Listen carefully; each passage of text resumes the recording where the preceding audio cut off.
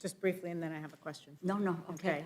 Yeah. I obviously agree that we need to provide aid to Israel to fight Hamas. But this Israel supplemental bill brought by our new speaker is deeply unserious and dangerous.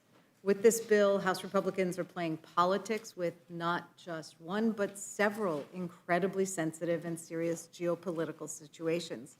No one wants to hold this up, but somehow House Republicans have managed to turn what should be a bipartisan bill into another political stunt. This bill abandons our allies in Ukraine and Taiwan, far from being an offset by cutting funding, billions in funding for the IRS. It doubles the cost of this bill and adds billions to the deficit. So not only are MAGA Republicans lying when they say this bill is paid for, their pay for is nothing but a handout to billionaires and tax cheats. The National Security Supplemental proposed by President Biden, which supports not just Israel, but also Ukraine and Taiwan, could easily get the votes of 75% of Congress and become law by the end of the week. National security experts and our allies agree that severing the funding from Ukraine and Taiwan from the Israel bill signals weakness to Putin and to China, and seriously undermines our national security and our alliances around the world. So instead of doing smart and responsible governance, House Republicans are delaying aid to Israel and our other allies in order to fundraise and play political games. I urge House leadership to come to the table with a responsible bill that meets both the seriousness of this moment and the president's request. Now, Ms. DeLauro, I want to thank you for mentioning that this bill also fails to fund humanitarian aid for civilians impacted by the Israel-Hamas war.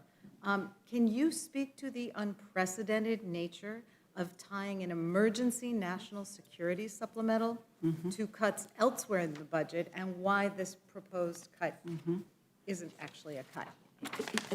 Yes, I think you've asked the right question. First of all, the magnitude of the offset is unprecedented. It is unprecedented, and I think my colleague talked about, and my friend talked about, H.R. 7007 was a COVID supplemental, and quite frankly, that did not become law. And I guess they want the same outcome for this bill that we are talking about right now. But a piece of this is how incredible it is. Every year we go through the process of aid to Israel, etc., and Israelis talk about non-conditioned aid.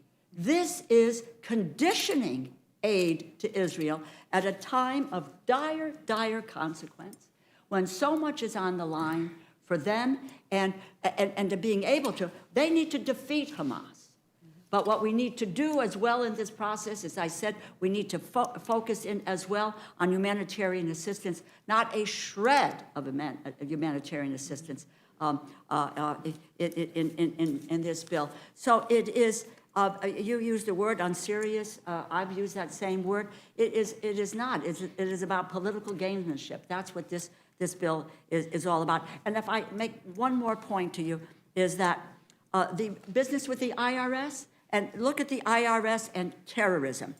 Cutting spending on the IRS hampers the ability to get target organizations such as Hamas that use illegal finance schemes to fund terrorism. 2020, IRS criminal investigation. Other federal partners dismantled 3 terrorist financing cyber-enabled campaigns. The Al-Qassam brigades, Hamas's military wing, Al-Qaeda, and the Islamic State of Iraq and Levant, ISIS. So the largest ever seizure of cryptocurrency in the terrorism context. So former Secretary of Treasury Mnuchin, terrorist networks have adapted to technology, conducting complex financial transactions in the digital world, including through cryptocurrencies. IRS, CI special agencies in the DC Cyber Crimes Unit work diligently to unravel these financial networks. Those are Mnuchin's words, okay? And so what we're going to do, today's act, I mean, it's really so incredible that you condition aid, you take away the ability to deal with cyber cryptocurrencies. You hamper going after billionaires and millionaires, and you delay providing Israel with the aid that it needs, and you leave out Ukraine, which is fighting for their lives. Just last thing on the Ukraine. I was in meetings, as we all were, at the beginning of this battle with the Russian invasion. And I listened to people saying that in 5 days, Russia was going to overcome Ukraine. They have not overcome Ukraine. We have been there every step of the way. And what a signal it sends if the United States walks away from Ukraine, and what it says to Putin. He was really, and I would also add to you, check the newspapers. Hamas was recently in Moscow talking to the Russians. It is all interconnected, and we are not leading the world. We are, stepping back from being a leader in the world. Sorry to go on at great length, with your question. I completely support the passion with which you address that issue. I do find it very disturbing that the House Republicans have brought a bill that gives aid and comfort to Vladimir Putin, because that's what this bill does. It does. I'm also disturbed by the fact that, just in recent weeks, we've seen report after report from Treasury and the IRS about how this new funding, which we provided in last year's bills or last term's bills, has enabled them to start clawing back hundreds of millions of dollars from wealthy corporations and individuals who have been tax cheats.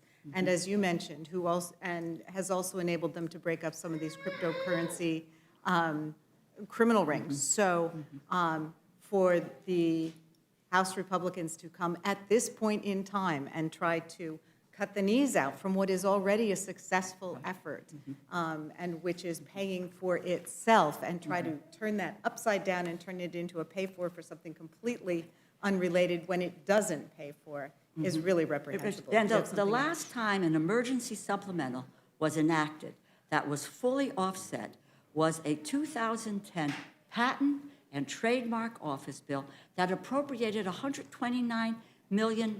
This is 2010. Again, that was for $129 million, a far cry from providing an ally that has asked us, yes, my colleague is right, Israel has asked us for $14 billion. And they are going to offset this, condition that aid.